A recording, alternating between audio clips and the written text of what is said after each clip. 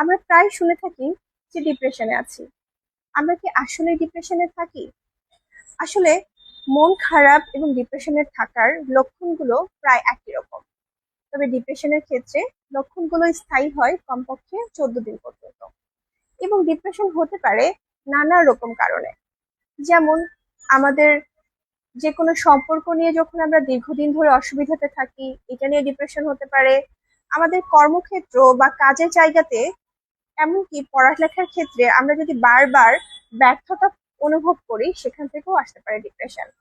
এবং এটা ছাড়াও দেখা যায় যে বারবার প্রতিযোগিতামূলক কোনো পরিস্থিতিতে পড়লে এবং নিজেকে বারবার ছোট প্রমাণিত হতে দেখলে আমাদের মধ্যে তৈরি হতে পারে ডিপ্রেশন।